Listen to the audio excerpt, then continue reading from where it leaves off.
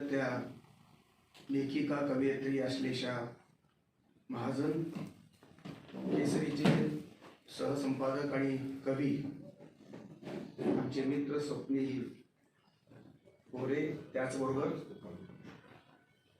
पुस्तकाच्या मध्ये ज्यांच्या कविता आहेत अशा राजश्रीताई कुलकर्णी, शिल्पाताई चिटणीस, अनघाताई दातार आणि मंजिरीताई कुलकर्णी या पुस्तकाच्या प्रक्रियेमध्ये ज्यांचा अत्यंत महत्त्वाचा कल्पनात्मक आणि प्रत्यक्ष व्यावहारिक अशा प्रकारचा वाटा आहे. एका अर्थानं चित्रधून या नव्या प्रयोगाचे शिल्पकार असणारे शिरीष चिटणीस, या पुस्तकाचे प्रकाशक आणि 600 सव्वा 600 पुस्तकांच्या प्रकाशनाला महाराष्ट्राच्या सांस्कृतिक इतिहासामध्ये ज्यांनी अधोरेखित केलं असे संवेदनशील संवेदना प्रकाशनाचे महाराष्ट्र प्रसिद्ध असणारे प्रकाशक नितीनजी हिरवे, कार्यक्रमाला बडी बडी मंडळी वेगवेगळ्या क्षेत्रातली हजर आहेत. हास्य सम्राट बंडा जोशी आहेत, त्याचबरोबर कविराज आमचे उद्धव कानडे आहेत. संवाद पर्व पुण्याच्या संस्कृतीमध्ये ज्यांनी नवा इतिहास निर्माण केला ते सुनील महाजन आहेत. कला क्षेत्रातील साखळकर आहेत. कथा आणि एकूणच साहित्य क्षेत्रामध्ये साताऱ्याचा झेंडा महाराष्ट्राच्या संस्कृतीमध्ये अभिमानानं उभे करणारे आमचे मित्र डॉक्टर राजेंद्र माने आहेत, ज्यांच्या दुपारीच पुन्हा पुस्तकाचं प्रकाशन आहे याच ठिकाणी. आणि विशेषतः सावडाताई आहेत, बाल साहित्याची संस्था गेली अनेक वर्ष निष्ठेनं चालवणारे आमचे मित्र सन्माननीय राजगुरू आहेत. या संबंध कार्यक्रमामध्ये मैत्रीचा अनुबंध जपणारे महाराष्ट्रातून काही मोजके मित्र आणि मैत्रिणी या 4 कवयित्रीच्या पुस्तकाच्या निमित्ताने इथे हजर आहेत. त्यापैकी मुंबईची मंडळी बऱ्यापैकी दिसतात. मित्र हो, माझ्या दृष्टीनं हा एक नवीन प्रयोग प्रकाशन व्यवसायामध्ये साहित्य संस्कृतीच्या प्रवाहामध्ये रुजू झालेला आहे. 8-10 दिवसापूर्वीच उदगीरच्या 4 महिला, 2 महिला आठवतात मला, एक निवर्गी ताई आणि दुसरे दणगीकर ताई आणि गाठीच्या 2, अशा 4 लेखिकांनी 4 कथांचं एक पुस्तक प्रस्तावनेसाठी पाठवलं. 271 क्रमांकाची प्रस्तावना मी 6-7 दिवसापूर्वी लिहून पाठवली. अजून ते पुस्तक बाजारात यायचं आहे. आणि आमच्या शिरीषरावांच्या पुढाकारातून या 4 कवयित्रीचा हा सुंदर अशा प्रकारचा चित्रधून नावाचा कविता संग्रह आपल्या समोर आता आलेला आहे. त्यामुळे या एक चित्र आणि अनेक कविता ही कल्पनाच मुळात अत्यंत सौंदर्यपूर्ण आहे. कवितेच्या जगाला एक वेगळं वळण देणारी, नवा इतिहास निर्माण करण्यामध्ये कारणीभूत ठरणारी आहे.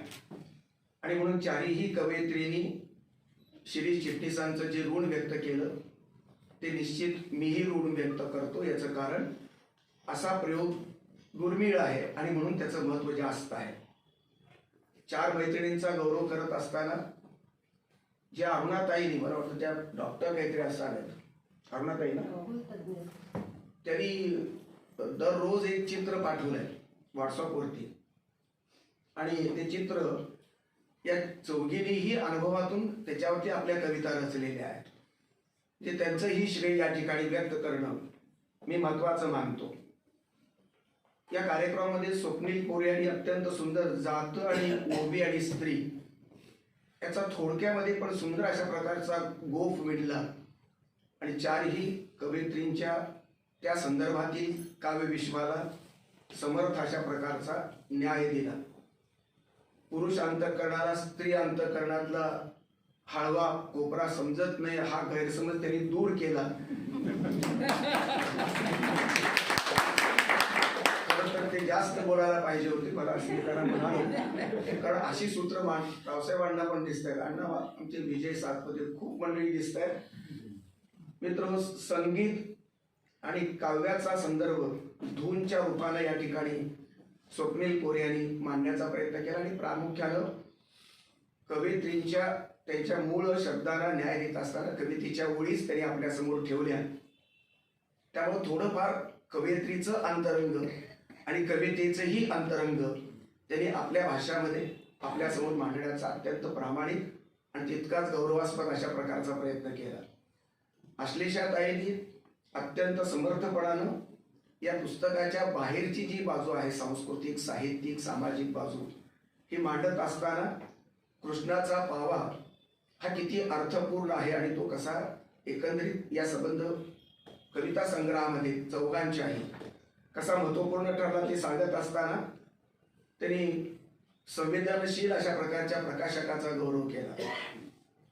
अनेक प्रतिभावंतांना प्रकाशात आणणारे अनेक प्रकाशक हे दृष्टीआड राहतात, उपेक्षेचे बळी ठरतात. पण नितीन हिरवे काय हिरवेगार झाले आज. पण हिरवा रंग सगळा संबंध या पुस्तकाच्या पानापानावरती आहे आणि ते स्वतःच आडनावानं हिरवे आहेत. आणि मुख्य म्हणजे त्यांनी कमीत कमी पैसे घेतले असेल असं मी मानतो. कारण लेखकांच्या प्रतिभेचं शोषण करून ताजे झालेले प्रकाशात आणणं आणि त्यांचा गौरव करणं मला फार योग्य वाटत नाही.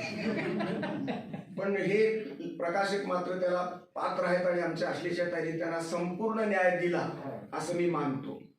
त्याचबरोबर ललित कलांचा जो आपसातला अनुबंध आहे, चित्र, नाट्य, नृत्य, कविता आणि संगीत अशा प्रकारच्या ललित कलांचा अनुबंध योगायोगानं आणि काही प्रमाणात जाणीवपूर्वक ठरवून या चित्रधूनमध्ये निश्चितपणानं बाह्यांगामध्ये, अंतरंगामध्ये कवयित्रींच्या प्रतिभा सामर्थ्यातून इथे सिद्ध झालेला आहे.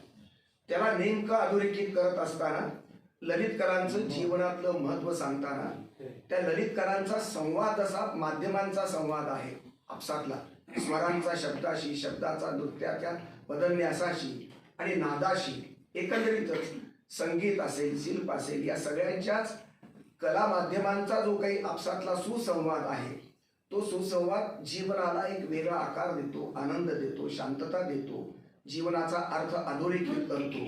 या अर्थानं ललित कलांचं सामर्थ्य बेरजेमध्ये पचवणारी संस्कृती निर्माण करण्याच्या दृष्टीनं हा कविता संग्रह मोलाचं योगदान देतो आहे.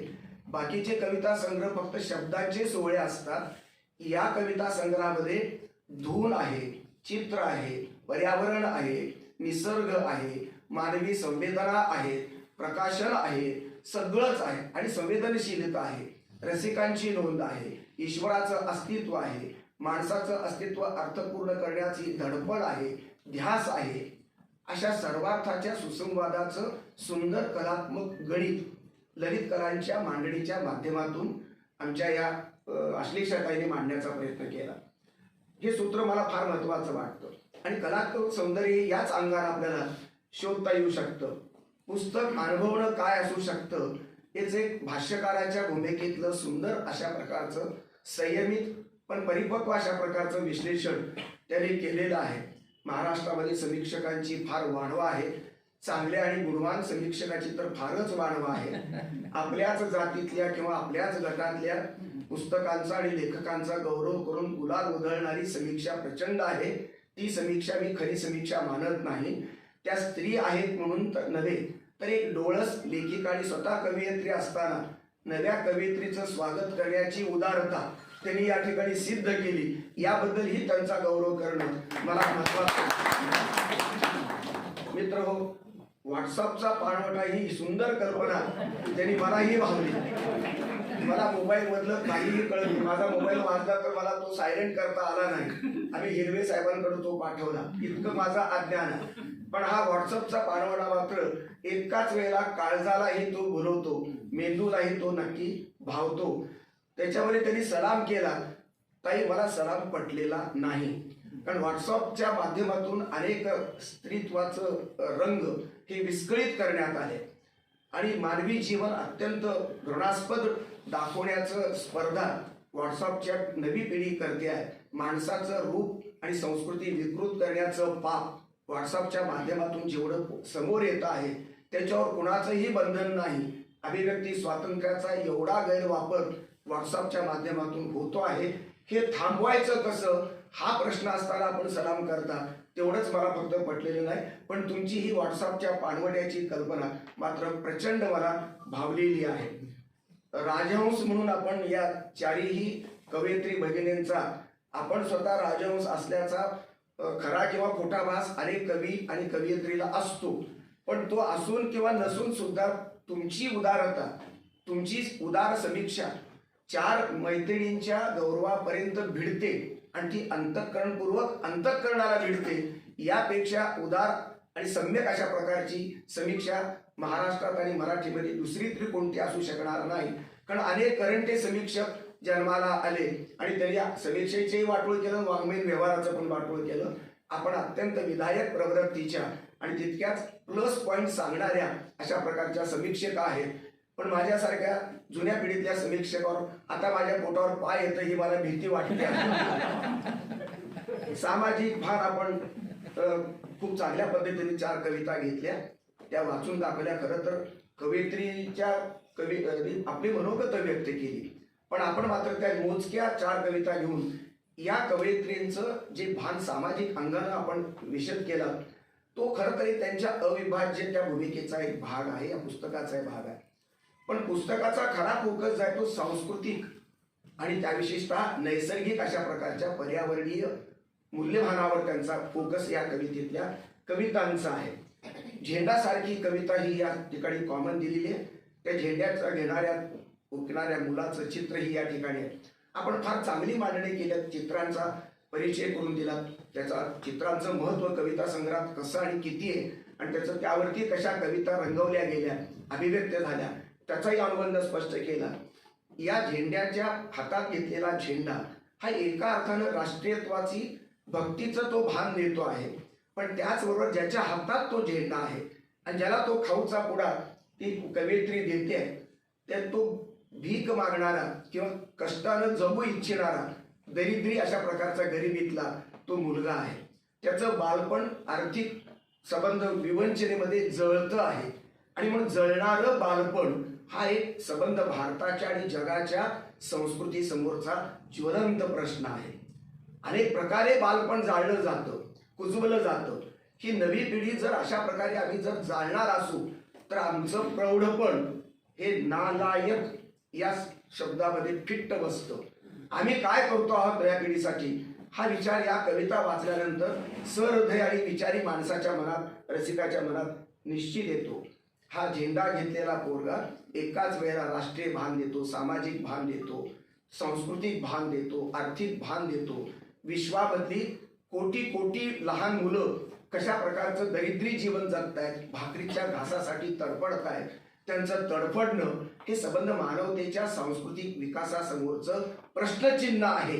आणि म्हणूनच या अर्थानं या सामाजिक जाणीवेच्या मोजक्या तेवढ्या जवळजवळ कविता या मानवाला आणि रसिकतेला आव्हान देत आहेत. तेवढीच संवेदनशीलता निश्चितपणानं त्या रसिकामध्ये मात्र असली पाहिजे. चित्रधूंची अर्पण पत्रिका ही अत्यंत वेगळ्या स्वरूपाची असल्यामुळं त्याच्यातल्या काही ओळी ठेवणं मला महत्त्वाचं वाटतं. या चारीही आमच्या भगिनीला कुटुंब आहे, त्यांची मुलं बाळं, संसार आहे.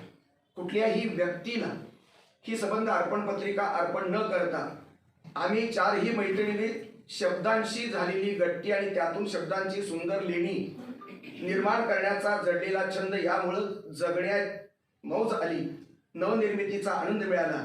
या हृदयीचे त्या हृदयी पोचवता आलं, अभिव्यक्त होता आलं आणि अमूर्तातून पूर्णत्वाकडे जाण्याचा मार्ग गवसला. साहित्य, कला, सांस्कृतिक वाटचाल ही अपूर्णतेच्या वास्तवाकडून पूर्णतेच्या ध्यासाकडे, स्वप्नाकडे जाणारी एक वाट आहे.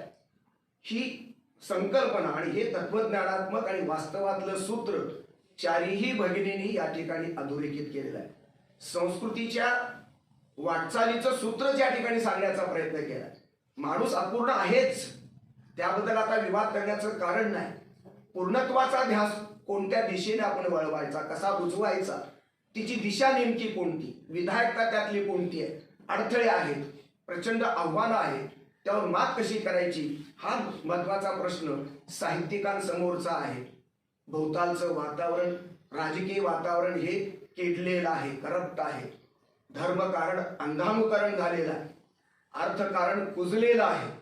अशा परिस्थितीमध्ये संस्कृतीच्या विकासाची आणि पूर्णत्वाची जबाबदारी नवीन काळामध्ये 21व्या शतकामध्ये सबंध विश्वातील प्रतिभावंत विचारवंत कवी कलावंतच खांद्यावर घेऊ शकतात. हा विश्वास देणारी ही अर्पण पत्रिका आणि त्या अर्पण पत्रिकेतल्या आशयाचं हे सूत्र, चित्राचा रंगीत ताज चढून शब्दाने आमच्या भोवती फेर धरला. आता तुम्ही कुठे नौके आहेत मला समजावून सांगा. माझ्या भगिनीला मी अभिवादन करतो या वाक्याबद्दल, या सूत्राबद्दल. चारीही कवी आपण भीत भीत बोलत होता, भीत भीत कविता लिहित होता. कुठे चारोळी आहे, कुठे मंगळा गौरीची काय तुमची प्रेरणा आहे. आणि मग शाळेतलं तुमचं बालपण आठवलं, तुम्ही 4 मैत्रिणी एकत्र आला. आम्हा सर्व पुरुषांचा आता अत्यंत घट्ट असा गैरसमज या क्षणापर्यंत होता की कुठल्याही 2 बायका एकत्र येऊ शकत नाही आणि आल्या तर त्या स्त्रीबद्दल बोलणाऱ्या बायका असतात. हा गैरसमज सबंध समस्त पुरुषांतर्फे मी माफी मागून मी गैरसमज हा दूर करून 4 मैत्रिणी बालपणीचं आठवणी काढून इतकं सुंदर पुस्तक महाराष्ट्राला देत आहात, याबद्दल तुमचं अभिनंदन करायला माझ्याकडे खरोखर शब्द नाही. आणि अंतरंगात कवितेचे बोल घुमू लागले, काहीतरी छान रुजून उगवून आलं. अशा जादुई शब्दांचं ऋण मानायलाच हवं. माणसांचं ऋण न मानता शब्द सामर्थ्य, शब्द हे जोडणारे आहेत. शब्द हे मानवताला कुरवाळणे आहेत. सगळ्या प्रकारची एक सुंदर, बरोबर सुरुवातीला शिल्पाकारीच म्हटलं पाहिजे, कविता सुचते कशी तर ती पानगळ झाल्यानंतर रांगोळी विस्कटते. जी अत्यंत दुर्दैवाचा क्षण सुद्धा अनुभवताना शब्दच मदतीला येतात आणि सुखाचा सोहळाही साठवताना शब्दच मदतीला येतात. हे शब्दांचं जादुई सामर्थ्य आपण पचवलं, समर्थपणे पचवलं. कोणाचीही मदत, तुमच्या नवऱ्यांची मदत या प्रक्रियेत नाही. पुस्तक छापण्यामध्ये आहे, कौतुक करण्यामध्ये आहे, प्रोत्साहन देण्यामध्ये तुमची मुलं आहेत, तुमचे मिस्टर आहेत, तुमचे सासू सासरे आहेत, तुमचे कुटुंबीय आहेत, मित्र आहेत. पण ही प्रक्रिया उपजत तुमची स्वतःची आहे. हे तुमचं स्वतःचं प्रॉडक्ट आहे, तुमचं स्वतःचं नवं सृजन आहे. आणि म्हणून मुलामध्ये तरी नवऱ्याचा वाटा असतो, बाईचा वाटा असतो, इथं तरी हे स्वतंत्र तुमचं सृजन सोहळा एकटीच आहे. आणि म्हणून तुमचं विशेष अभिनंदन. म्हणून अलवार बकुळ फुलासारखा चिरंतन सुगंध देऊन मैत्रीचं नातं आणखी दृढ करणाऱ्या किमयागार शब्दालाच आम्ही आमचा पहिला वैला काव्यसंग्रह चित्रदूत अर्पण करतोय. शब्दाला अर्पण करणारा महाराष्ट्रातला कदाचित हा केवळ पहिला अशा प्रकारचा कविता संग्रह. ही मांडणी मला अत्यंत महत्वाची वाटलेली. मित्र, यामध्ये काही 4ही भगिनींमध्ये काही कॉमन अशा प्रकारचा संदर्भ मला सापडतोय. ही चित्र एक आणि कविता एक ही संकल्पना जरी आमच्या शिरीषरावांची असली तरी त्याला काव्यात न्याय देण्याची सर्वांची तुमची भूमिका ही प्रतिभेच्या स्पर्शानं पावन झालेली भूमिका आहे. तुमच्या सगळ्यांचं संस्कार केंद्र हे मध्यमवर्गीय आहे. आई वडील आहेत, गुरु आहेत, देवारा आहे, देव आहे, रांगोळी आहे, तुळशी वृंदावन आहे. हे मध्यमवर्गीय अशा प्रकारचं साताऱ्याचं आणि महाराष्ट्राचं सगळ्याच मध्यमवर्गीय अशा प्रकारचं संस्कार केंद्र समान आहे. आणि सर्वांना कॉमन असणाऱ्या अरुणाताईचं जे चित्र आहे फुलांचं तुम्हाला पाठवलेलं ते निर्णायक योगदान आहे. त्याच्या पुढे तुम्ही जाऊ शकता. तुम्हाला निमित्त दिलं अरुणाताईने आणि म्हणून अरुणाताईंचा ज्यांनी उल्लेख केला त्या अभिनंदनाला पात्र आहे. अरुणाताईंचं ज्यांनी नाव आपल्याकडे मनोगतात घेतलं नाही त्या कवयित्री कमी पडल्या असं मला प्रामाणिकपणे वाटतं. त्याचबरोबर हे जे नाव सुचवलेलं आहे हे तुमच्यापैकी कोणीच नाव दिलेलं नाही. हे बरं की वाईट हे सांगणार तुम्ही देऊ शकला असता, पण खरोखरच सोलंकरांनी जेवढं हे नाव सुंदर सुचवलं त्यांचं कौतुक प्रस्तावनेसाठी नाही पण या संदर्भात मध्ये मी जाहीरपणे करणार आहे. आत्ताच परवेच्या साहित्य संमेलनामध्ये त्यांचा तिथे सत्कार करण्याचा योग आला तिथे. पण ही सुंदर अशा प्रकारची मांडणी आहे. आणि आमच्या आश्लेषा ताईंनी तरी या संबंध चित्राचं इतकं सुंदर वर्णन केलं. हे सांस्कृतिक चित्र आहे. कृष्ण हा वैदिक संस्कृतीतला विशेषतः भारतीय संस्कृतीतला तो सर्वार्थाचा नायक आहे. तो मानवी रूपातलाही समृद्ध मानव आहे आणि तो देव रूपातलाही श्रेष्ठ देव आहे.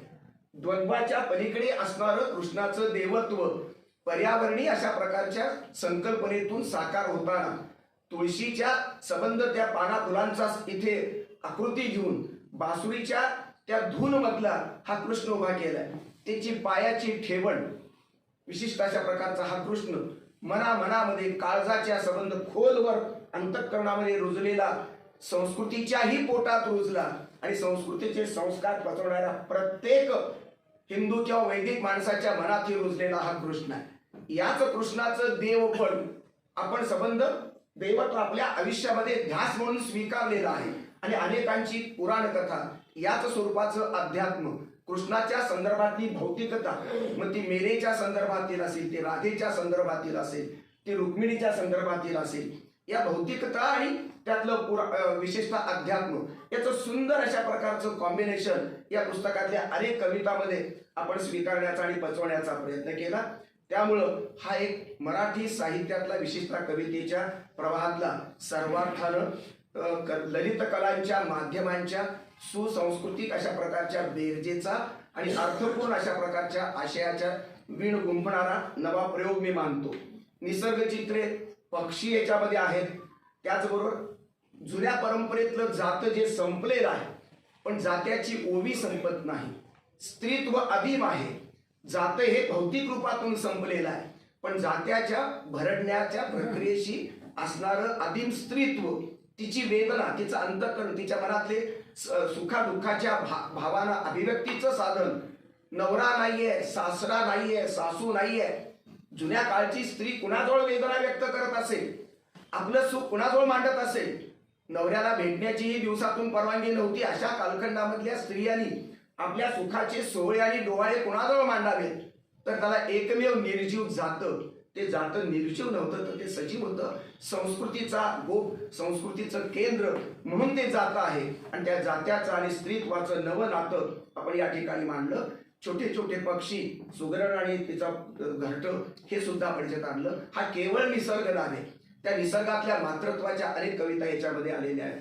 त्याचबरोबर अत्यंत निसर्गाजवळ मनमोकळं करणाऱ्या या भगिनींच्या संबंध कविता जर लक्षात घेतल्या, तर निसर्गातलं आणि जीवनातलं द्वंद्व आपण चौघींनीही पचवलं, मान्य केलं की जीवन हे केवळ प्रकाशमान नाही. इथे कुठतरी इथं सुंदर लिहिलंय आहे की कवडशातलं ऊन आपण पकडलेलं आहे. आपण प्रकाश पूजकच असायला पाहिजे आहोत. प्रकाशाच्या त्या, आणि कोणतं ऊन? कवडशातलं ऊन. मध्यानीचा सूर्य आपल्याला अमान्य आहे, कारण तो फार तापदायक आहे. सूर्याची सुद्धा एक विशिष्ट आपली स्वीकार्यता आहे, आणि तो उमलतीचा किंवा कवडशातलं ऊन आपण स्वीकारलं.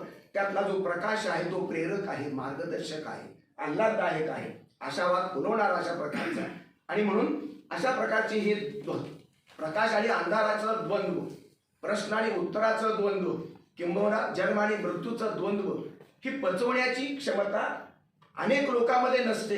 माणसं 80 वर्षाचे होतात, 90 वर्षाचे होतात, कोणी राजकारण करतं, कोणी समाजकारण करतं, पण हे द्वंद्वातलं मूळ अंतरंग पचवण्याची क्षमता अनेक विद्वानांना सुद्धा जमत नाही. ती प्रगल्भता, मी तुम्हाला विद्वान म्हणत नाही, पण प्रगल्भता तुमच्यामध्ये आहे. आणि ती प्रगल्भता तुमच्या कवितेतून अभिव्यक्त झालेली आहे. आणि मला ही प्रगल्भता कवितेच्या पार्श्वभूमीतली प्रगल्भता असल्यामुळे ती कवितेच्या पृष्ठभागावर तुमच्या माझ्यापर्यंत येऊन पोहोचते आहे. पूर्णत्वाच्या ध्यासाचं शहाणपण तुम्ही जपत आहात, हा एक अत्यंत महत्वाचा आहे. अपूर्णतेमुळे रडणारी, कुजणारी, खंगणारी, खचणारी शेकडो, हजारो, कोटी कोटी माणसं आहेत. आशावादच मरून गेलेला. अशा परिस्थितीमध्ये आपण पूर्णत्वाच्या ध्यासाचा महत्व आणि मूल्य पचवून आपण कविता लिहित आहात. या कविता म्हणून सर्वश्रेष्ठ आहेत, याबद्दल माझ्या मनात शंका नाही. त्या छंदात असो, ते मुक्त छंदाच्या प्रयत्नात असो, त्या ओवीच्या संबंध त्या व्रतामध्ये असतील, पण या संबंध कवितेचा आकृतीबंध मी फसलेल्या कुणाकुणाच्या कविता आहेत. एखाद दुसरी कविता प्रत्येक कवित्रीची मला थोडी अपूर्ण असणारी फसलेली कविता म्हणून मला ती जाणवली. तिचा मी निर्देश या ठिकाणी करू इच्छितो. मी बाजूला नोट काढलेली नाही, पण जे प्लस पॉइंट आहे तुमच्यामध्ये, नाद आहे त्या शब्दांमध्ये, लयीचं स्वरा सहसंगीत आहे. शाळेतले तुमची गाणी, तुमच्या आईने गायलेली गाणी, ती जात्यावरची असो, अनेकांची शिक्षिका आहे, कोणी कवयित्री आहे, कोणी गाणं म्हणणाऱ्या आई आहेत आपल्याला मिळाल्या. असे मातृत्व, इतकं समृद्ध मातृत्व मिळणं हे तुमचंही भाग्य आहे. आणि म्हणून ते लयीची जी काही संस्कार तुमच्या लहानपणापासून तुमच्या मनात आहे, ते संस्कार 2020 असो की 2021 असो, त्या प्रक्रियेमध्ये आलेले आहेत. आणि म्हणून हा संबंध काव्य प्रकार एक नवीन प्रयोग म्हणून या ठिकाणी मला महत्वाचा वाटतो. शब्दकळेचं नाविन्य हा एक महत्वाचा मुद्दा निश्चितपणे या ठिकाणी जाणवतो. यामध्ये राजश्रीताई मला वाटतं कुलकर्णी आहे. टळटळीत भूक. टळटळीत हा शब्द इतका दुर्मिळ आहे, भूक कॉमन आहे, पण तिचं विशेषण मला महत्वाचं वाटलं. चितेवरच्या सरणाचं चंदन. काय प्रतिभेला तुम्हाला कुठं कमी आहे मला समजावून सांगा. मंजिरीताई कुलकर्णी. चांदण ज्योती हा शब्द मी बऱ्यापैकी मला कविता लिहिता येत नाही, पण कविता बऱ्यापैकी वाचतो. ही चांदण ज्योत मला खूप प्रभावित करते आहे. हळदुला नवरा. हळदीचा नवरा मला मान्य, पण हळदुला काय सुंदर त्याला गोडवा दिलाय तुम्ही त्या नवऱ्याला. अनेक नवरे नाराय म्हणजे बहुतेक, पण हा हळदुला नवरा इतका काळजाला भिडतो मला. हिरवे गोंधळ. हिरवे गोंधळ काय संकल्पना आहे. जे आपलं सामर्थ्य खरोखर तुम्हाला किती माहिती आहे मला माहित नाही, आणि आपल्या मिस्टरांना तुमचं सामर्थ्य खरोखर कळलंय की नाही याबद्दल मला शंका आहे. पण मी भाऊ म्हणून आपल्याला अधिकारानं सांगतो की तुमचं सामर्थ्य शब्दात मांडता येण्यासारखं नाही. अंगाताईने छोटील्याचा अंगाताई आपण छोटील्याचा आत्मविश्वास. काय सुंदर. छोटू किंवा छोटा हे मुळातच गोड गोड शब्द आहे, असा संकल्पना. त्याला छोटूला केलेलं त्यांनी. छोटूला करणं हे त्यांची खास कमाई आहे. पुढे ते म्हणतात हिरवं नभांगण. नभांगण निळं असतं एवढं माहित वाटतं. आमचे कविराज आहेत उद्धवराव. नभ हे काय ते निळसरच आहे, त्यांनी हिरवं करून टाकले अख्ख्या नभाला. तुमच्या प्रभाव तुम्ही नंतर छापलं, ते अगोदरच हिरवेपणामध्ये करून वाण. ते जे मला बायकांचं फार कळत नाही, मी परंपरेत फार, पण आनंदाचं वाण हे कवितेचं नावच आमच्या अंगाताईने दिलेलं आहे. शिल्पाताई या म्हणजे शिरीषरावांच्या संस्कारातून त्यांना ही कविता सुचली असं मला मुळीच वाटत नाही. उलट ही कविता वाचल्यानंतर माझी पूर्ण खात्री पटली की शिरीषरावापेक्षा आमच्या शिल्पाताई शहाणपणानं प्रगल्भ आहे. त्यांच्या शिल्पाताईने चांदण्याला एक प्रक्रिया दिली आहे, उधाणताना. चांदणे उधाणताना. आणि आपण काय एक सुंदर शब्दप्रयोग केला, पाखर गोष्टी. अहो इतका आवडला. पाखर मुळातच आवडतात. पाखर गोष्टी. त्याला तुम्ही जी जोडलेली ही नवनिर्मिती म्हणजे मंगेश पाडगाव, मी त्याची क्षमा मागून मी सांगतो, अधिक्षेप नाही करत. कुसुमाग्रजाला मंगेश पाडगावकरांना किंवा रेग्याला सुचली असेल असं. अहो सगळी कविता पूर्ण कुजलेली कविता अवतीभोवताली. एक तरी विद्रोहाच्या ज्वालांमध्ये अख्खी संस्कृती जाळ. विद्रोह काय स्थायी भाव असतो का मला समजावून सांगा. बंडखोरी मला मान्य आहे, अन्यायाच्या विरुद्ध बंडखोरी. प्रत्येक क्षणाला अन्याय होतो का, आणि प्रत्येक क्षणाला तुम्ही बंडखोरीच करणार का, विद्रोहच पेरणार का. संबंध संस्कृती जाणणारी कविता जन्माला घालताय, किंवा चुंबन आलिंगनाची अत्यंत चावट हलकट कविता पुढे येते. या सर्व पसाऱ्यातून आपण माणसाचं माणूस पण जपलं, आपण माणसाचा सद्भाव जपला, माणसाची सौंदर्यासक्ती जपली, आणि हे शब्द तुम्ही निर्माण केला. पाखर गोष्टी. गळत्याचे आर्त. काही सलाम तुम्हाला करून करायचा. आर्त ही ज्ञानेश्वराच्या परंपरेतली संकल्पना. आता हे गळत्याच जे गळतात, पान गळती, माणसाचं गळणं, मृत्यू, त्या मृत्यू पावणाऱ्या जिवंत माणसाचं किंवा जिवंत जीवाचं जे आर्त आहे तिथपर्यंत आमची शिल्पाबाईंनी भेटलेली आहे. ही काय प्रतिभा आहे, ही कोणत्या जातकुळीची प्रतिभा आहे, जिला आर्त जाणवतं. त्याचबरोबर जिव्हाळ घरट. ते मला वाटतं कवितेचं नावच तुमच्या आहे, जिव्हाळ घरट. घरट हे जिव्हाळा पूर्णच असतं, पण जिव्हाळ घरट ही त्यांनी मांडलेली कल्पना. कॉमन काही संदर्भ, निसर्ग सखा आणि सोबती, आणि त्याचं एक आदिम अशा प्रकारचं नातं, आणि त्या नात्याशी एकरूप होणाऱ्या या चारीही भगिनी आहेत. कुठेही करंटेपणा नाही, कुठेही बोटचेपेपणा नाही, मुक्तपणानं निसर्गाशी एकरूप होणं हे अत्यंत. सगळ्या बायका आणि सगळे नवरे एकमेकाशी एकरूप होतात, ते स्वाभाविक आहे, ते आवश्यक आहे. पण हे सगळी नाती बाजूला ठेवून निसर्गाच्या अणुरेणूशी एकरूप होणं ही अत्यंत महत्वाची आहे. ही तादात्म्यता मला चारही भगिनींच्या प्रतिभेच्या आविष्कारात मला दिसली. स्वतःची सुखदुःख व्यक्त करताना निसर्गाला आधार म्हणून स्वीकारणं. सगळी नाते आहेत, पण प्रत्येक नात्यामध्ये कदाचित काही प्रमाणात दुरावा असावा, म्हणून निसर्गाकडे आधार म्हणून पाहणाऱ्या या काव्य प्रतिभा आहेत. निसर्गाचं मला एक त्याला उणीव म्हणायची की नाही तुम्ही ठरवा, तुमचं स्वातंत्र्य आहे. पण कोणी म्हणू शकेल की या कवितेमध्ये रौद्र अशा प्रकारचं निसर्गाचं रूप नाही, इथे वादळ वाटा नाही, इथे निसर्गाचं घनघोर अशा प्रकारचं युद्ध नाही, इथे त्सुनामी नाही, इथे भूकंप नाही, आम्हाला नको आहे, ते गृहीत धरले आहे, अशा प्रकारची भूमिका आपली असू शकते. पण क्रौर्य टाळून सुंदर संवेदनाशील अशा प्रकारचं जग निर्माण करण्याची आपली जिद्द कवितेमध्ये पूर्ण झालेली आहे. कृष्ण आणि त्याचं पुराण अशा प्रकारची पुराणप्रिय कथा, परंपरा आणि परंपरेचे संस्कार आणि त्याचे संदर्भ आणि मुख्यतः त्याला आधारभूत असणारं अध्यात्माचं सूत्र, ईश्वर आणि माणसाचं नातं आणि माणसाच्या नात्यावर असणारी ईश्वराची कृपा, या चौकटीमध्ये आपण या कविता व्यक्त केल्या. या कवितेमध्ये देवत्वाची पूजा आहे, मातृत्वाचा गौरव आहे, राष्ट्रीयत्वाचं भान आहे आणि मनुष्यत्वाचा विधायक आविष्कार आहे. अनुभूतीचा सच्चेपणा हा तर तुमचं भांडवल आहे, खास तुमची पुण्याई आहे, यावरच तुमची कविता उभी आहे. आणि म्हणून नवं मन आणि नवी शैली ही आपण जन्माला घातली. अनुभव घेणारी तुमची मन आणि त्याची पद्धती ही इतर कवीपेक्षा मला वेगळी वाटते. तुम्हीही 21व्या शतकातीलच आहात आणि रोज 100 कवी जन्माला येतात, तेही 21व्या शतकातीलच आहेत. 5-10 पिढ्यांची संबंध कविता आजची आणि कालची सुद्धा, त्याच्यामध्ये तुमचा अनुभव घेण्याची पद्धती आणि व्यक्त करण्याची शैली ही मला अत्यंत भावते आहे. राजकारण, समाजकारण, धर्म, विज्ञान या सर्व महत्वाच्या गोष्टी जगात असतील बाबा, पण त्यापासून आपण सगळे दूर आहात आणि फक्त निसर्गाला त्याचं स्वतःचं प्रतिबिंब आपलं पाहत असताना त्याच्यामध्ये एकांताची कविता आणि स्वपासून सुरुवात होऊन इतरांपर्यंत, स्वजनांपर्यंत जाऊन पोहोचण्याची तुमची प्रक्रिया मला महत्वाची वाटते. प्रामुख्यानं जीवन दृष्टीमधलं द्वंद्व पचवून आशावादाची पेरणी करणारं आपलं हे संबंध अभिव्यक्तीकरण मला सर्व अर्थानं महत्वाचं वाटतं. मित्रहो, या ठिकाणी आमच्या राजश्रीताई कुलकर्णींनी काही संदर्भ दिले. काकड आरती, घंटानाद आणि आकाशवाणीचं संगीत ऐकत त्या मोठ्या झाल्या. चित्रकाव्याच्या गाण्याचा संस्कार त्यांच्यावर आईकडून मिळाला आणि मग मी मनात झाले मीरा, थेंबात उभा श्रीरंग. मी मनात झाले मीरा, थेंबात उभा. पाऊस येतोय मला वाटतं, पावसाच्या वर्णामध्ये थेंबात उभा, एका थेंबामध्ये श्रीकृष्णाचं रूप पाहणारी ही कवयित्री उभा श्रीरंग. मी सलज गाली ओठी, तो दुरून खुणवी मजला. मी तुझ्यात मला पाहते, मग काही ना निशेष. श्रीरंगाशी एकरूप होणारं हे स्त्रीत्व, स्वतःचं भान आणि स्वतःचं अस्तित्व संपूर्ण समर्पित करणारं हे स्त्रीत्व आहे. ही प्रीत जगाची वैरी, मी तुझी समांतर रेष. ही प्रेमाच्या संबंध संकल्पनेमध्ये, नात्यांमध्ये कुठेतरी एक अंतर, समांतर अशा प्रकारचं अंतर निर्माण होतं आणि हा दुखरा भाग अत्यंत काव्यात्मक पद्धतीनं राजश्रीताईने मांडण्याचा प्रयत्न केला.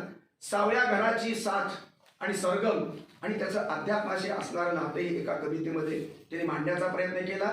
ओवीमधलं त्यांचं उरातले कड तिने सुपात भरले. मला वाटतं आता आमच्या विश्लेषकांनी कोणतरी सांगितले, फार सुंदर कविता आहे. हलक्या मुठीने जात्यात सारले, ही कल्पना मला महत्वाची वाटली. दुःखाची भरडण करून अपमानाचं होऊ दे पीत, अशी ती संपर्क. स्त्रीचं जीवन हे अपमानामध्येच गेलं आणि म्हणून काही ठिकाणी काही लोकांनी प्रश्न विचारलाय कवयित्री की आमचं नेहमी आयुष्य बाबा अशा प्रकारचा अपमानित का, हा प्रश्न मला महत्वाचा. माझ्याच पदरी काटे खरे सारे, काटे सारे माझ्याच पदरी का, हा प्रश्न एका स्त्रीचा नाही, समस्त स्त्री वर्गाचा तो प्रश्न आहे. तो पुरुष प्रधान संस्कृती समोर त्यांनी तो उभा केलेला प्रश्न आहे. राब राब राबायचं, बाईपणाचं दुःख कुणाला सांगायचं. 700-750 कोटी माणसाच्या जनतेमध्ये अर्धे पुरुष बाईचं दुःख ऐकायला तयार नाही. माणसं कशी ऐकून घेतली? माणसं तर मुळातच ते पुरुष म्हणून स्वतःला श्रेष्ठत्व मानतायत, कोडगे आहेत. अशा कोडग्या जगामध्ये स्त्रीनं कुणाला आपलं दुःख सांगायचं, ही अत्यंत महत्वाच्या अशा प्रकारची प्रश्नाला भेटणारी ही कवयित्री. मित्र, सासूरवाशीन झाले म्हणून मला का जीव नाही का? सासर फक्त खरोखर माझ्या मनात प्रश्न आला की मी जर स्त्री जन्माला आलो असतो तर काय झालं असतं. तुमच्यासारखं दुःख माझ्याही वाटायला. मला एक नवरा मिळाला असता, सासू मिळाली असती. मग सासर हे माणसाला का नाही, फक्त स्त्रीला सासर का? या सासूरवाशिनीची, सासूरपणाची दुःख ही भयानक या ठिकाणी, आणि ते देवाला ती साकडं टाकते. कारण माणसाची क्षमता स्त्रीच्या प्रश्नाला उत्तर देण्यासारखी नाही. माणसं प्रगत आहेत, अनेक शिक्षित आहेत, ज्ञानी आहेत, सुसंस्कृत आहेत, विद्वान आहेत, कलावंत आहेत, नेते आहेत, विश्वाचं राजकारण करतात, समाजकारण करतात. पण स्त्रीच्या संवेदना जाणून घेण्याची इमानदारी आणि क्षमता माणसाच्या जगात आहे का?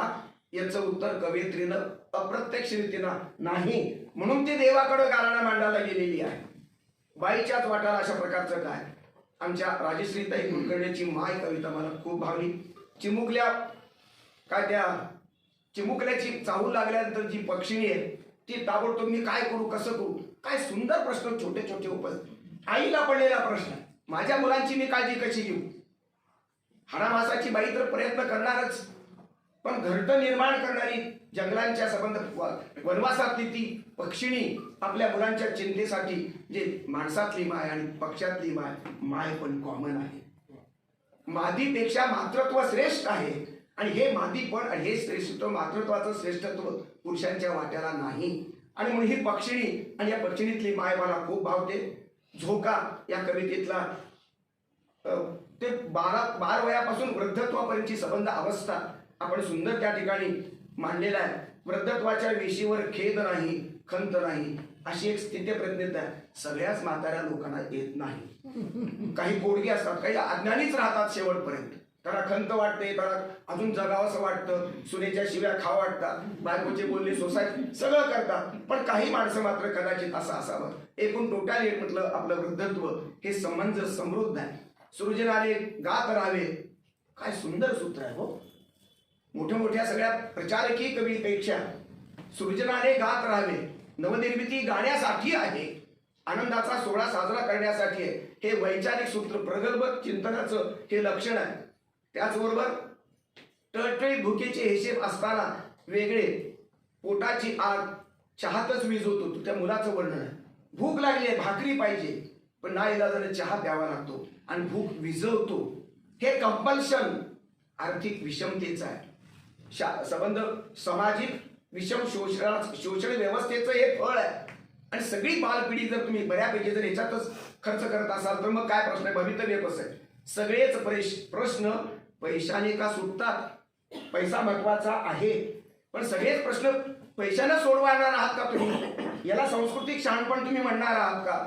हा प्रश्न प्रचंड माझ्या मेंदूला असा भेगा पाडत गेलेला प्रश्न आहे. मी बऱ्यापैकी 57 ग्रंथ लिहिले, त्याच्यात वैचारिक ग्रंथ प्रचंड आहे. मार्ग पासून गांधी आणि आंबेडकरांपासून बुद्धापर्यंत सगळं लिहिलं, पण या प्रश्नाचं उत्तर एकाही महापुरुषाला सापडलेलं नाही. संस्कृतीकडे अजून या प्रश्नाचं उत्तर नाही. पैसा कधीही कमी होत नाही, त्याचं महत्व कमी होत नाही. भुकीली वादळे डोळ्यात का दाटतात, काय प्रश्न आहे हा. प्रश्न केवळ संस्कृतीला हलवत नाही, विश्वाचा नकाशा, विश्वाचा अर्थकारण, संबंध हिटलरशाही असो की लोकशाही असो, हलवून हादरून सोडणारा प्रश्न आहे. कृष्ण मंजिरी म्हणू तिला की मंजिरीचा कृष्ण. काय सुंदर प्रश्न आहे बघा. कृष्ण मंजिरी म्हणू की मंजुरीचा प्रश्न, किंवा मंजिरीचा कृष्ण. एक रूपता एकतानता असे समर्पण व्हावे. समर्पणातलं एकत्व हे ते मांडू इच्छितात. त्याचबरोबर अनेक गोष्टी आहेत. बाकीच्या कवित्रीवर आणल्या होईल. मी शिल्पाताईकडे येतो. आमच्या मित्राच्या या पत्नी शब्दांची फुलपाखरं चिमटीत घेऊन काहीतरी नवीन करण्याचा छंद त्यांना जडला आणि फुलांचे चित्र चारोळी चौघींच्या संबंध संवादातून एक चित्र निर्माण झालं, कविता निर्माण झाली. चौघींचीही दृष्टी अनुभूती भिन्न असली, दृष्टी एकच पण अनुभूतीचे संबंध शैली वेगळी आहे. भावलेलं साचलेलं ज्यांचं आमच्या असलेलं फार अधोरेखित केलं वर्णन त्याचं सूत्र. जे भावलं, जे साचलं, जे भोगलं, जे बहरलं ते मांडण्याचा प्रयत्न आमच्या शिल्पाताई या ठिकाणी केला. त्याचा मूळ अट जे आहे, चित्राला बोलतं केले असं त्या म्हणतात. चित्र बोलतंय. मुळात रंग हे रंगाचं चित्र बोलणारच आहे, पण त्या चित्राला शब्दात बोलण्याचं सामर्थ्य शिल्पाताईने दिलं. अंतस्थ अनुभव त्यांनी चित्रण केले. माणसं खोट्या अनुभवाला बळी पडतात आणि खोट्या खोट्या कविता लिहितात. त्याच्यातला हा अशा प्रकारचा नाही. सौंदर्याची सूत्र अनेक आहेत. सुखदुःखाच्या कितीक गाठी विणल्या होत्या गोफावरती, किंवा गुड गुपिते झोक्या संगे ओलीस होती झाडावरची. ही संकल्पना, ही जी ओलीस असणारी दुःख आहे, गोड गुपित जे आहे ते झाडामध्ये, त्या झोका गेला आणि त्या झाडाला ती गुपित माहीत आहे. सरले शैशव उडले अत्तर. शैशव संपल्यानंतर अत्तर उडून जातं आणि हाती चांदणे उधाणताना पाऊल मातीत ओसरताना. दोन प्रक्रिया वेगवेगळ्या. एक आहे हाती चांदणं उधाणताना, हातामधलं चांदणं उधाण येतं त्या चांदण्याला. दुसरी अवस्था शेवटची पाऊल मातीत ओसरताना. अंतिम कालखंड आहे. जन्माचा उत्सव आणि मृत्यूचा संबंध ही अटळता, दोन्ही ही अटळतेतला कॉन्ट्रास्ट, ही द्वंद्वात्मक अशा प्रकारची वास्तवता मांडण्याचा ते प्रयत्न करतात. आठवणींचा फुलता जागर, हृदय फुटले औचित पाझर, अवघी काया जणू बासरी, सप्तसूर मी आळवित गेलो. या बासरीची धून संबंध काव्याच्या पानावरती आपल्याला जाणवू शकते. आशयाची सुंदरता पाहत असताना पान गळीने जरी रिक्त मी, नाळ अजूनही जोडून आहे, चैतन्याची खूण देखणी भाली माझ्या मिरविन मी. हा वृत्तस्थ अशा प्रकारचा जो काही पानगळीचा अनुभव घेणारा हा जो वृत्तस्थ अशा प्रकारचा वृक्ष असेल किंवा ते निसर्ग चित्र आहे ते मला महत्वाचं वाटतं. पाऊस धरतीचे प्रेम नाट्य या काव्यामध्ये त्यांनी सांगण्याचा प्रयत्न केला. पाखर गोष्टी करणारा, मध पिणारा किंवा केवड्याचा गंध पचवणारा आणि चैतन्याने रंग बावरा होणारा पाऊस हे शिल्पाताईच्या कल्पनेतलं सुंदर अशा प्रकारचं सौंदर्यविधी अशा प्रकारचं निसर्ग वास्तव आहे. झळा सोसल्या कळा भोगल्या, शब्दांचा अनुप्रासाचा नाद. झळा सोसल्या कळा भोगल्या, रंगामध्ये भिजून वाटा गळण्याचा उत्सव केला. उत्सव फक्त आनंदाचाच नाही, गळण्याचा पण उत्सव करायला पाहिजे, समजून घेतलं पाहिजे. फुलताना ही जीव जडावा, तुटताना ही कुशीत घ्यावी. काय कल्पना आहे. आणि म्हणून जे आता असले त्यात बऱ्यापैकी कवयित्री नक्कीच आहेत, त्यात प्रतितेश म्हणण्यापेक्षा यशस्वी आहे. त्यांनी उत्स्फूर्तपणे वा म्हणलं. जे शिल्पाताईमध्ये तिन्ही बाकीच्या भगिनी आहेत, या चौघींचा तो सत्कारच आहे. याला टाळ्यांची. मित्र, प्रत्येक क्षण हा उत्सवाचा असतो. ही संकल्पना जीवन जगण्यासाठी सुसह्य करणारी आहे. जिवाळ घरटे हे तर सुंदरच आहे. कुठून शिकते कारागिरी, बांधी स्वप्नात महाल, आत ठेवते पिलासाठी मऊ रेशमी शाल. ही घरट बांधणारी आणि आपल्या पिलांसाठी शाल ठेवणारी ती पक्षिणी. जाते स्त्रीचे ओवीचे अनादिनाथ त्यांनी सांगितलंच. सुरेल ओवी तिची ऐकुनी, भान विसरून फिरते जाते. जात दळणाऱ्या बाईची सुरेल गाणी ऐकताना, ती सुखाची असतील ती दुःखाची असतील, जात ते बाई फिरवत नाही, सुरेल गाण्यामुळे ते जातं आपोआप फिरतं. अशी कल्पना इतकी नाट्यात्मक आहे. जात्याला सुद्धा जीव प्राप्त झाला. स्त्री तर रंगारूपात आडामासाची आहेच, पण दगडाच्या जात्याला संवेदना प्राप्त झाली.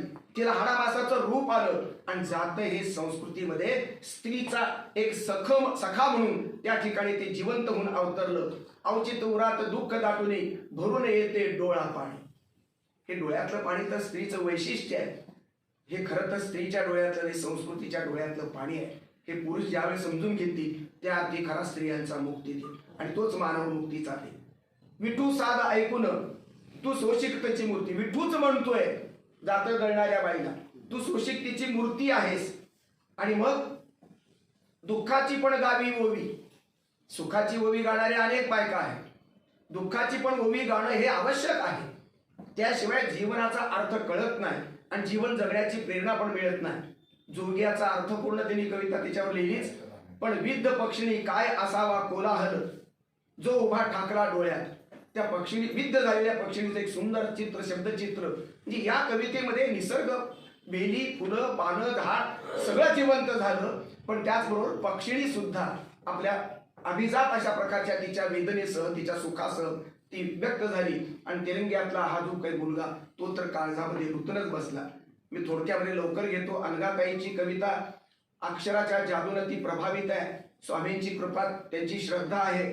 पहिली कविता जुलै 20ची आहे. म्हणजे या कवितेचं वय 1 वर्ष आहे. आणि तरी त्यांचं सामर्थ्य पुढे बघूया. हिरव्या नाजूक काय ते पिसल्यावर लाल केशरी नक्षी पिसाऱ्यावर, हिरव्या नाजूक पिसाऱ्यावर लाल केशरी नक्षी त्यांनी सांगितली. वसंताचे स्वागत करणारी कवयित्री, सूर्यदेवास अर्घ देणारा गुलमोहर त्यांनी उभा केला. केतकीच्या वनातून प्रियेला पिसारा फुलून साथ देणारा नाचरा मयूर त्यांनी कवितेमध्ये उभा केला. कोडे पडे धरेलाही सुवर्ण झुंबरे सारी, गेला कुणी सजू जडवूनी हिरव्या पाचूच्या कोंदणी, असा अंमलतास त्यांनी उभा केला. छोटिल्याचा आत्मविश्वास सांगताना तिरंगा झेंडा घेणारा आणि विकून आपलं स्वप्न रंगवणारा, आई वडिलांचं पोट भरून पाहणारा हा जिद्दी मुलगा त्यांनी उभा केला. काजव्यांच्या संदर्भातली आमच्या अंगाताईची कल्पना विलासाची संबंधची काही झेप आहे ती मला महत्वाची वाटते. हिरव्या नभांगणी नृत्य चांदण्यांची, हिरवं नभांगण आणि चांदण्यांचं नृत्य. आम्ही अप्सरांचं माया जाधव किंवा अलीकडल्या कुठल्या भार्गव चिरमुलेचं नृत्य महत्वाचं मानतो. चांदण्यालाच त्यांनी नर्तकी करून टाकलं. भास की हा आभास चांदण्यांचा, असं कोडं त्यांना पडलेलं आहे. सुंदर रचना, नाट्यात्मक रचना आहे. बालपणाच्या संदर्भातली वाटे गती काळाची रोखणी उलट मोजत जावे. बालपणाचा ध्यास किती लोकांना मला माहित नाही, आता पण मला तो जाणवला नाही. पण या ताईनं खरोखर सुंदर मांडणी केली. वाटे काळाची गती रोखून उलट मोजत जाऊ म्हणजे बाल व्हावं वाटते त्यांना. आणि बालपणीच्या निराक्षणांना मुठीत अलगद जपावे. ते क्षण पुन्हा एकदा अनुभवण्याची संधी आपल्याला मिळावी, असं होता येईल. खरं म्हणजे आपलं प्रौढत्व सोडणं जरा कठीण असतं, पण जर हा प्रयत्न केला तर खरोखर आयुष्याचा अर्थ आनंदाच्या अंगण आपल्याला घेता येऊ शकेल. आनंदाचं वाण आणि नेत्रहीन व्यक्तीची वेदना आणि त्याचं स्वप्न इतकं सुंदर रंगवलंय आमच्या माऊलीनं. कृष्णाच्या संदर्भातल्या पिवळा पितांबर पायी रुंजून वाळा, राधा प्रेमात चिंब भिजून तो श्याम सावळा. हा तर संस्कृतीचा हा नायक यांनी सुंदर उभा केला. काळ्या रंग असला तरी खऱ्या रंगाची काय, आपल्याला गोऱ्या रंगाचं काय वेगळं आपल्याला कळत नाही. आपला देवच सावळा आहे तरी आमच्या सौंदर्याच्या कल्पना देवाच्या विरुद्ध आम्ही वापरतो. म्हणजे आम्ही किती विरुद्ध बेईमान आहोत या संस्कृतीच्या समजमध्ये. सर्वत्र देतो तुम्हा तरी तोडता आम्हा, वृक्ष म्हणतोय ते वृक्षाचं मनोगत आमच्या अश्लेषकांनी जरूर मांडलं त्या ठिकाणी. सर्वस्व देतो तुम्हाला झाड म्हणतं तरी तोडता आम्हाला. जो सर्वस्व देतो त्यालाच तोडणारी आमची संस्कृती, हिला संस्कृती म्हणायची का? आम्ही विकृती तर संस्कृतीच्या नावानं जपत नाही ना, आम्ही धर्माच्या नावानं अधर्म तर पेरत नाही ना. या प्रश्नाची उत्तरं फार गांभीर्यानं आपल्याला घ्यावी लागतील. हे शरद पवार, फडणवीस आणि उद्धव ठाकरे हे विचार करणार नाहीत, मोदी विचार करणार नाहीत, तुम्हाला आम्हाला करावं लागेल. कारण संस्कृतीची पालखी तुमच्या आमच्या खांद्यावर आहे आणि म्हणून या मुळापर्यंत आपल्याला जावं लागेल. खरेच एकदा सांगा काय आमचा गुन्हा? आम्ही सर्वस्व दिल्यानंतर जर तुम्ही आम्हाला तोडत असाल तर आमचा काय गुन्हा एकदा आम्हाला सांगा. झाडालाच मनोगत प्राप्त झालं, त्याला बोलणं प्राप्त झालं, त्याचा आत्मा कळवळून संबंध कोटी कोटी माणसांच्या समोर तो प्रश्न उभा करतो की का तोडता आम्हाला. रागावत नाही, तो प्रश्न विचारतोय. तुमचे मेंदू जर खरंच माणसांची असतील, तुम्हाला जर खरंच विवेक बुद्धीचा संस्कार तुमच्यावर असेल तर याचं उत्तर शोधा. सुंदर कवितेची सूत्र मांडली. निसर्गाच्या बाबतीमध्ये निळ्या अंबरी नक्षी हिरवी, कुठे पोपटी नवी पालवी. सुंदर रचना आहे. निसर्गासवे शिकणे सारे, सहाय्य करा एकमेका. न कळत उपदेश, एकमेकाच्या उरावर बसून प्रश्न सुटणार नाहीत. हिंदूंनी मुसलमानाच्या, मुसलमानांनी बौद्धाच्या गळे कापून प्रश्न सुटणार नाहीत. एकमेकांना सहाय्य केलं तर मानवता जगेल, अशा प्रकारची भूमिका अंगाताईची आहे. शेवटच्या आमच्या भगिनीत मंजिरीताई कुलकर्णी. खूप बोलण्यासारखं आहे. मी मुद्देच काढल्या, सकाळपासून 2-2.5 तास गेलेले आहेत. माझ्यावर विश्वास ठेवा, अभ्यास करून मी बोलतो. मनाला स्फुरलं ते व्यक्त झालं आणि अशा प्रकारची ही दाद त्यांनी सगळ्यात महत्वाचं या चारही मैत्रिणीमध्ये मंजिरीताईंना मी जास्त अभिवादन करणार आहे. शिल्पाताई आमच्या किती कौटुंबिक जिव्हाळ्याच्या असल्या तरी सुद्धा, कारण या चौघींचं तरी सगळ्या तुलनात्मक मांडणी करताना असं झालं तसं हिस्ट्री सांगितली, व्हॉट्सअपच्या ग्रुपची सगळी सांगितली.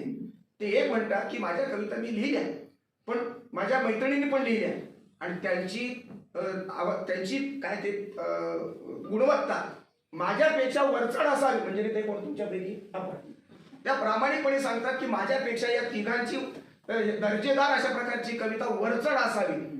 आपलं स्वतःचं अस्तित्व असणं, आपल्या मुलाच्या ऐवजी दुसऱ्याच्या मुलाचं वरचढ म्हणून मानणं हे कोणतीही आई मान्यत नाही. पहिली असं हे खरं स्त्रीत्व आहे. खरं संस्कृतीचा अर्थ हा आहे. हिरव्या गोंधळाची कविता. गरजत आले मेघ आणि शिंपून टाकले पाणी, अत्तर झाले कवडी मोल. तुमचं जे अत्तर आहे मानवी देणी ते सगळं संपलं, ते कवडी मोल झालं.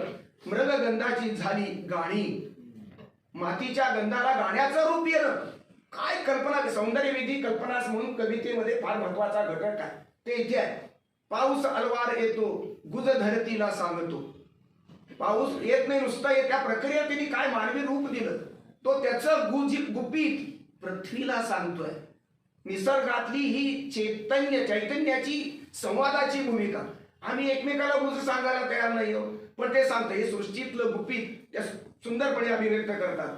ग्रीष्माच्या प्रेमात पडणारा गुलमोहर त्यांनी उभा केला. कृष्ण, राधा, मीरा, अर्जुन, रुक्मिणी, तुळशीच्या विवाहासह त्यांनी संबंध पौराणिक आणि सांस्कृतिक चित्र त्यांनी उभं केलं. अध्यात्माचा त्याला पाया दिला. भावामधील हळदुरा नवरा त्यांनी मांडला. अजून जगण्याची जिद्द बाकी आहे अशा प्रकारची अत्यंत आशादायक, होकारात्मक, सकारात्मक अशी भूमिका त्यांनी मांडली.